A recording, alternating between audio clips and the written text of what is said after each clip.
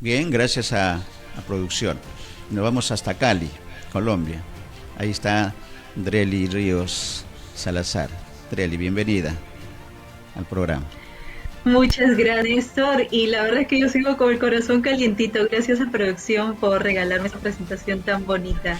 En realidad, yo creo que no solamente yo, sino todos los inmigrantes nos sentimos conectados a través de nuestras emociones por esos gestos tan bonitos de nuestros compatriotas peruanos. Gracias por eso. Yo siempre empiezo tan emocionada con ustedes.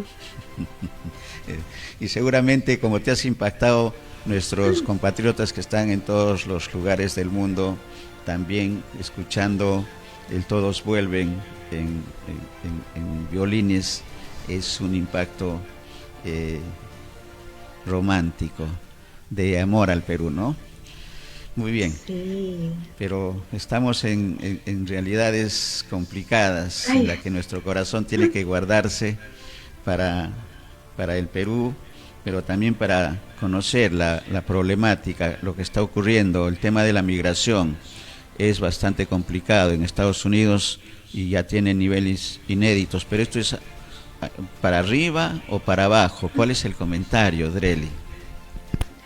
ay, que me encantaría decir que es para abajo, Néstor, pero la verdad, dicen que el camino al infierno está hecho de buenas intenciones y cuando el Sí. presidente Biden firmó una orden de aspiración para reunificar a las familias inmigrantes separadas en la frontera de México, yo dije, ay, qué chévere lo que va a hacer, diciendo incluso que para él era un imperativo moral más que una cuestión política. Entonces, como inmigrante, de hecho, todos amamos esa esperanza y no solamente aquellos que ya estamos formalmente en Estados Unidos, sino también aquellos que probablemente aún están en proceso de legalización o de reunificación con sus familias, que es lo más importante.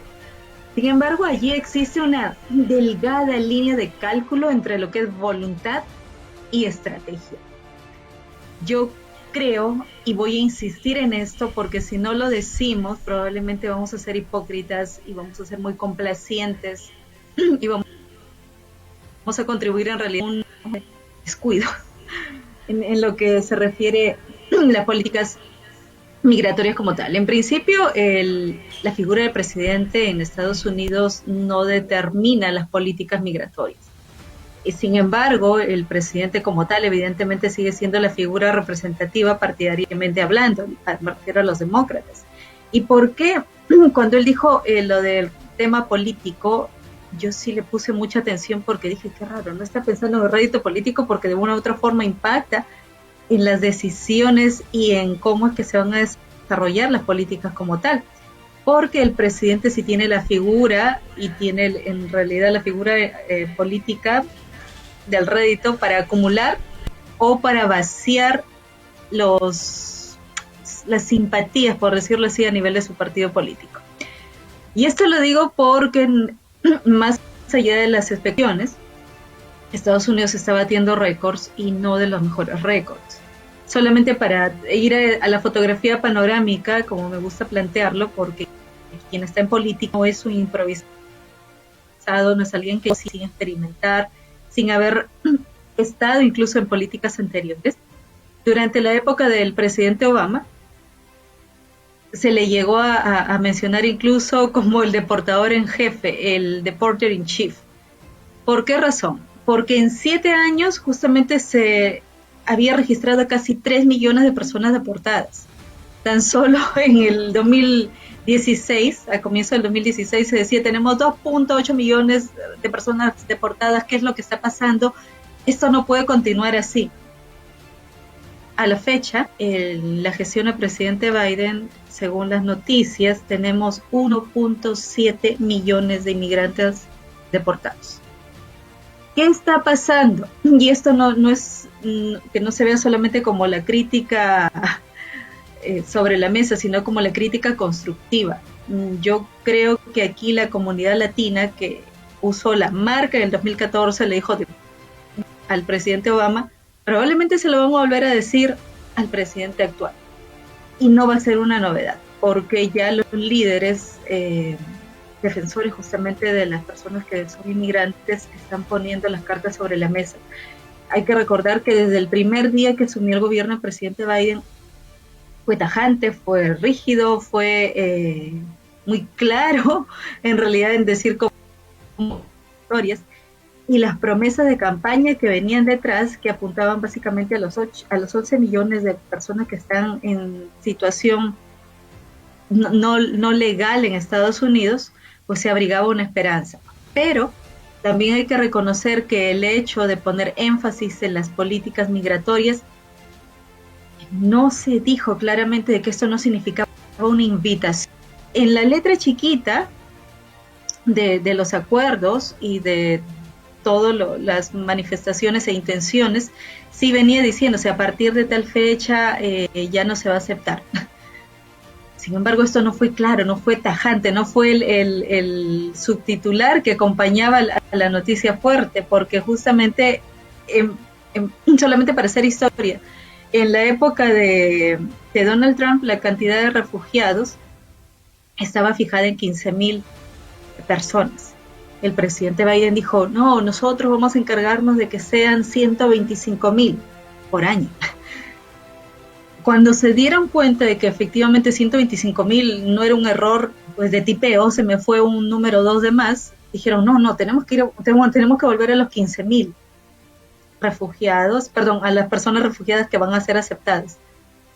Cuando ellos hicieron esta corrección evidente, los líderes que están defendiendo los derechos de los inmigrantes dijeron, perdón, presidente, usted dijo 125,000, es decir, usted nos estaba diciendo que íbamos a seguir de 15,000 a 125,000 y ahora nos dice que vamos a volver a 15,000. No sé cómo fue el acuerdo, lo cierto es que sacaron la calculadora, o en realidad regla de 3 simple, que no sé que vamos a dividirlo a la mitad, o sea, 62,500, ¿te parece bien? Dijeron, bueno, 50% te estamos concediendo, pero recuerda que viene un rédito político porque el próximo año, 2022, son las elecciones para elegir a los representantes. Así es que esperamos que por lo menos sí se dé las cifras como las que está mencionando y sobre todo que podamos ir hacia una sana migración.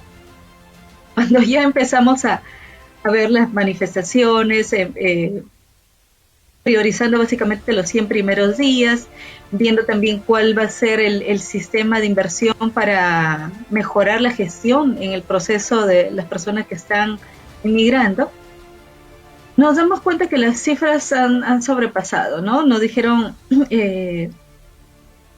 los niños que crucen la frontera en Estados Unidos solamente van a poder estar detenidos determinado tiempo.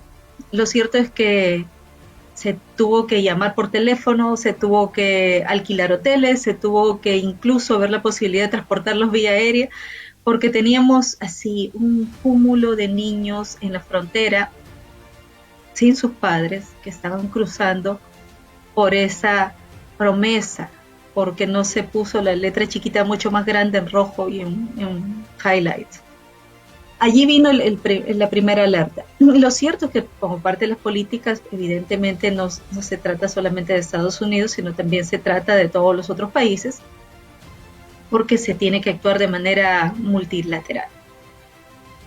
Ahora, resulta unos días, el domingo, se va a dar una reunión muy importante, la COP26. No sé si se acuerdan que en el 2014 se realizó la COP14 en Lima, y la COP de Lima justamente tuvo una serie de altibajos, enfrentamientos incluso con los representantes de Venezuela, porque no se lograba poner pues en la mesa, ni mucho menos ponerse de acuerdo en cuáles iban a ser las prioridades sobre el cambio climático. ¿Por qué estoy poniendo el cambio climático? Porque cuando yo veo crisis, no sé si soy yo, corríjame ustedes, pero siento o tengo la percepción de que ahí hay un desorden. Y lo digo porque literalmente estuve investigando información, y eso lo ha publicado la agencia Reuters, en las declaraciones de dos representantes demócratas. Uno de ellos, el senador Sheldon Whitehouse de Rhode Island, quien dice que está sopesando si mostrar su rostro en las conversaciones climáticas que se van a dar en Reino Unido próximamente. Y del mismo modo el representante de California, Ro Khanna, quien se reunió con el presidente Biden y justamente, no sé si lo dijo en voz alta, pero dice, los europeos van a presentar un plan, los chinos van a presentar un plan, y Estados Unidos, ¿qué va a presentar? También va a presentar un plan, me imagino, bueno, Estados Unidos sobre el cambio climático, puedo decir que hasta me atrevería a apostar que Estados Unidos, dentro del speech del presidente sobre un tema relacionado al cambio climático, va a meter el tema de migraciones. No hace falta revisar el portal mundial de migraciones, en las cuales nos dicen, bueno, existen varios tipos de migraciones, incluso en Latinoamérica es particular, los que migran dentro de las ciudades, los que migran dentro de los países y los que migran hacia otros países. Sin embargo, una de las constantes que se ha dado, cuando empezó el COVID-19, fue en el 2020, en marzo, estamos hablando de año y medio hacia atrás. Sin embargo, hay que tener en cuenta que esta situación va a mover la cartografía y por lo tanto hay que poner especial atención porque va a impactar en todos, desde el agropecuario, el industrial, el tecnológico, etcétera, etcétera. ¿Qué quiero decir con esto? Que sí es hora de que podamos, como población organizada, utilizando plataformas como esta que nos concede VIS Televisión, podamos también expresar nuestra voz y decir, ok, si nos estamos equivocando, paremos, no sigamos improvisando, porque esto huele a improvisación, ¿ok? Y sobre todo porque esta improvisación probablemente va a tener el rédito político para un partido. Sin embargo, son vidas, ya lo vimos la semana pasada, son vidas y familias las que están en juego con estos mensajes que no se están dando de manera clara. No sé si me dejo entender. Eso es un escenario de preocupación, porque no solamente están en juego 11 millones, que es la información que se tenía, 11 millones de personas con problemas en el tema migratorio en Estados Unidos, sino que ese número ha aumentado. Ese número ha aumentado de manera significativa y con un gran impacto, sobre todo, como bien has precisado, en niños que hemos visto en algún momento a través de la televisión internacional en jaulas incluso, lo que denigra la condición humana. Entonces, el día sábado nos está señalando de que hay un evento importante y en el escenario mundial está la COP, la próxima edición de COP, que tiene de todas maneras relación el tema ambiental, el tema de la contaminación ambiental, en la que tienen que ver los países industrializados y que Estados Unidos tiene una participación importante. ¿Cuál es el panorama? ¿Cómo vislumbras? ¿Qué están haciendo las organizaciones defensoras de los derechos humanos, incluida la misma Naciones Unidas? ¿Cómo aprecias el comportamiento y el accionar en este tema migratorio que compromete seguramente a mucha más gente que los 11 millones que se tiene estadísticamente con problemas de migración en Estados Unidos? Yo creo que Naciones Unidas sigue siendo la institución pues que está tratando de unir, valga la redundancia, a las naciones sobre una finalidad máxima, y eso tiene que ver con la Agenda 30, con los Objetivos de Desarrollo Sostenible. Aquí hay algo que nosotros, más allá de a Naciones Unidas, es ser conscientes de que el problema de la pandemia evidentemente va a impactar en uno de los fenómenos que tiene mayor dinamismo a nivel mundial y que se trata de las migraciones. Y lo digo no solamente por el tema de la migración, sino por el tema de la movilidad. No sé si ustedes vieron hace unas semanas cerca de Río Grande, en Texas, los agentes fronterizos persiguiendo a caballo a migrantes haitianos. Cuando uno ve las fotografías dice, ¿pero en qué siglo estamos? La gente empieza a recordar a Lincoln y dicen, bueno, pero Lincoln se encargó de terminar con la esclavitud. Sin embargo, Lincoln, en donde empieza a gestarse todo el Partido Republicano, tenía una posición ciertamente clara sobre ese tema. Si a cada quien tiene que ocupar un determinado y las personas no son bienvenidas, no se arriesguen. O sea, esto no significa privar de la libertad, sino al contrario, personas. ¿Qué quiero decir con esto? que muchas veces, o en la mayoría de los casos, porque estos son basados en estudios como tal, la migración no se da solamente porque un joven se levantó un día y dice quiero conseguir un mejor futuro, vamos a conocer un nuevo país, etcétera, etcétera, sino que la migración se da básicamente, como lo dije, por buscar mejores oportunidades o por huir de situaciones. Prueba de ello es que justamente menciono el tema de los refugiados. Hay personas que están pidiendo asilo. Si nosotros no tomamos en cuenta situaciones que se están dando, que las promueve Naciones Unidas, que cada año nos inculcan a tener metas, no nos vamos a poner de acuerdo. Basta con revisar lo que sucedió el 2014. En realidad, no recuerdo exactamente el término, pero decían como que cada quien tiene que ser responsable del tema migratorio y del tema del cambio climático. Y no se ponían de acuerdo en una frase en la cual se tenía que en realidad determinar si los países más grandes o económicamente más fuertes tenían que ser más responsables sobre su territorio y los de su entorno, o si cada país se tenía que hacer responsable de manera independiente sobre lo que iba a suceder dentro de su territorio, no importa si seas grande, económicamente hablando o políticamente hablando, o si seas pequeño en las mismas condiciones.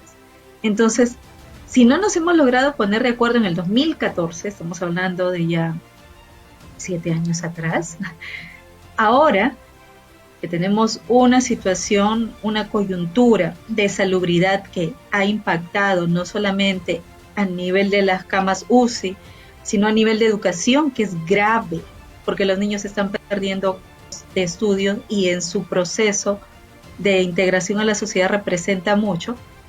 También ha impactado en la economía, los negocios cerrados, las restricciones, yo no sé hasta qué punto pues, están funcionando o no. Lo cierto es que la migración se sigue dando. Y si no ponemos especial atención, nosotros vamos a seguir viendo cifras así, cada vez en rojo, en rojo, en rojo, no sé hasta cuándo, hasta explotar. Porque nos dicen bien claro, el presidente Obama batió récord de 3 millones en 7 años. No te preocupes que aquí ya está el presidente Biden en 12 meses, ya está por 1.7 millones. A veces lo pienso con gracia, pero en realidad estamos hablando de seres humanos, de personas que representan a familias, de padres de familia, de mujeres, de niños, que en muchos casos, como lo advierten muchas personas que están en contra de estas políticas migratorias, se están abriendo también espacios para la trata de personas. Desafortunadamente, en esas esperanzas que se siembran, se está generando un negocio y es por allí por donde se debe ir para frenar básicamente la raíz de lo que está sucediendo y no tener temor, como lo dije anteriormente, no ser como la vicepresidenta, do not come, do not come. No, señores, no se puede, ya se acabó, no hay espacio, o si hay espacio dentro de 3 años. Hay que ser claros, va a ayudar a frenar a que más personas no solamente sean deportadas, sino que no expongan su vida, huyendo o buscando un futuro mejor. Totalmente de acuerdo, Dreli, porque la vida es lo más importante y este aviso y esta reflexión final tuya tiene mucha validez. Y es que teníamos en la edición de Abriendo Puertas de la semana anterior el comentario de un exilado colombiano que está en Estados Unidos, Gerardo Cajamarca. Nos recordamos perfectamente porque él habla del fenómeno. En Estados Unidos hay 11 millones de personas que están en situación irregular y seguramente 1 millón y algo más. Sí, correcto, válida la aclaración, la precisión. Y hablaba Gerardo de que en el caso colombiano son 8 millones de colombianos que han salido del territorio. Un gran porcentaje, no lo precisó, tenía y tiene como destino Estados Unidos. Pero hablaba también del fenómeno venezolano y que Colombia tiene el mayor número de venezolanos en su territorio y Perú está está por ahí cerca también. Pero hablaba del fenómeno de migración de Colombia hacia Estados Unidos, hacia Europa, pero también ha habido migración en la época más difícil de Colombia hacia Venezuela. Entonces, ese fenómeno que en el caso colombiano lo hace un escenario muy especial. Tú estás en Colombia en este momento por razones de trabajo. ¿Cuál es la apreciación que tienes de este fenómeno también? O sea, colombianos hacia Estados Unidos, colombianos en la época más difícil del enfrentamiento interno que hubo, las guerrillas y todo lo que significaba el narcotráfico, colombianos en Venezuela. ¿Cuál es la apreciación del fenómeno? Porque si agregamos 8 millones de colombianos fuera de su país, 8 millones de venezolanos fuera de su país, en el caso de Perú 3 millones, casi 4 millones, el fenómeno migratorio de Latinoamérica es bastante complicado. ¿Cuáles son las reflexiones sobre estos temas, Drely? De hecho, Colombia es uno de los países que ha sido reconocido por autoridades americanas como una nación muy generosa en abrir sus puertas justamente a la población de venezolanos que buscaban refugio, como digo, huyendo de su país. El presidente Duque lo ha manifestado claramente. Venezolanos en Colombia representan el 4% de la población actualmente. Y esto evidentemente también con una especie de reciprocidad como país. Conozco de buena fuente, no los conozco directamente, pero sí de buena fuente, que existen colombianos que están viviendo en Venezuela y están sobrellevando sus días. No están en realidad tan interesados en volver porque ya tienen una vida establecida, tienen familias, tienen su negocio, tienen su vida como tal. Pienso que mirar esos casos particulares también nos hace en que existe esa esperanza de que la situación en Venezuela vaya a cambiar. Y cuando digo que vaya a cambiar, pues tampoco es una cuestión de milagros, tampoco es una cuestión de parsimonia, como lo dicen aquí, o de esperar a que algún día cambie por sí. Pienso que aquí el escenario claro, y básicamente la conectividad nos va a permitir poner en alerta situaciones como las que están sucediendo. Permíteme volver a Estados Unidos porque yo sospecho que dentro de relacionar el cambio climático con el tema de la migración. ¿Y por qué lo digo? Porque, claro, en 3 días podemos construir un plan, armar, copy and paste todo lo que tenemos y luego no calculamos cuáles van a ser las consecuencias. Luego nos vamos a tener que encargar de ejecutar planes cuando no hemos tenido esa visión más clara. Insisto, aquí debemos dejar de ser informales porque si no se nota. O sea, se nota. Lo mismo, lo dijo el mismo demócrata de California. Si no tenemos un plan sólido para darle al presidente la oportunidad que merece para liderar, vamos a estar en una situación complicada. Y sobre todo porque ya han pasado muchos años y como decíamos, existe una agenda hacia el 2030. Hace unos meses yo veía al presidente Biden paseándose en el carrito de Ford y los carros eléctricos y dije, genial, o sea, ya están trabajando en un plan establecido. Espero que no haya sido solamente para la foto. Y como digo, no sé por qué me atrevo a decir de que la COP de este año, por lo menos en el mensaje de Estados Unidos, no sé si se va a echar la culpa de la migración al cambio climático o el cambio climático a la migración, pero siento que ese tema va a estar reflejado en ese speech. Y si es así, vamos a tener que ser mucho más tajantes como opinión pública en decir, señores, necesitamos tener las cosas claras. Yo sé que el presidente Trump se retiró del Acuerdo de París y ahora se está retomando, entonces esta es un para Estados Unidos, sino para que podamos vivir en esa sana migración de destacar muchos colombianos yendo a Colombia, muchos colombianos manteniéndose todavía en Venezuela, manteniéndose en ese país, abrigando esperanzas de sus gobernantes. Pero si como opinión pública no ponemos estas situaciones sobre la mesa, probablemente...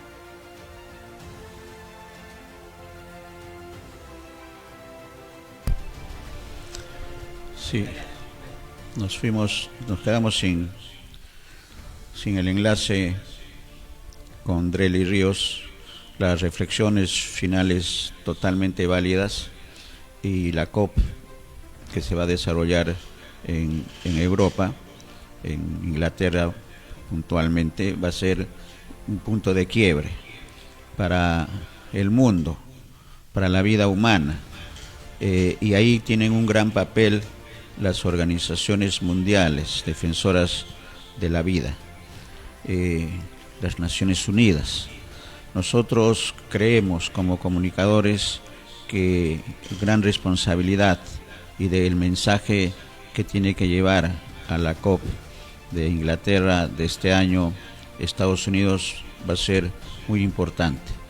Y lo dice y lo ha dicho Drely, que es una situación dramática, es una situación difícil, pero vamos y abrigamos que el mensaje que tenga Estados Unidos con respecto a la COP y al tema del cuidado del medio ambiente, que sea positivo. Y decíamos esto, Drely, creo que ya hemos retomado la comunicación de que la COP de este año en Inglaterra, si es que no me equivoco, va a ser un punto de quiebre, y un punto de quiebre también va a ser el mensaje de Estados Unidos en este escenario. Así es, Néstor. De hecho, todos los países ya en estos momentos empiezan a manifestar indicios de lo que van a ser los cambios a buena hora, en realidad, por el tema del cambio climático, y necesitamos correr, necesitamos que esto se dé de manera mucho más acelerada. Y claro, yo también no quiero perder la esperanza en que Estados Unidos, así como lo dicen los mismos demócratas, ¿no? El presidente de Europa está presentando su plan, se pongan a hacer la tarea ahora mismo, pero hagan tareas que podamos controlar, que podamos medir, que no pueda generar falsas expectativas, y sobre todo porque, claro, es un encuentro que se da cada cierto año y en el cual evidentemente se van a tratar el tema de la vacuna, el coronavirus. Y más allá de la reflexión tenemos que ir a acuerdos puntuales, ir a una agenda que permita no solamente manejar ese famoso rédito político, sino centrarnos, insisto, en la persona, poner a la persona como el centro de todo. Si conocemos específicamente que la migración se da, ir por una sana migración, y esto implica, lo repito insistentemente, tener claro los mensajes. Correcto. Muchas gracias, Drely, por este necesario, amplio informe, evaluación, diagnóstico y la expectativa, las soluciones que están puestas, una de las soluciones al problema migratorio en un evento que aparentemente no tendría relación, como es el tema del medio ambiente, pero que sí, porque todo habla de la vida humana, la vida animal, la vida vegetal. Gracias, Drely. Vamos a estar atentos nuevamente a tu comentario en esto ya establecido de los jueves blanquirrojos. Un abrazo desde Lima, Drely.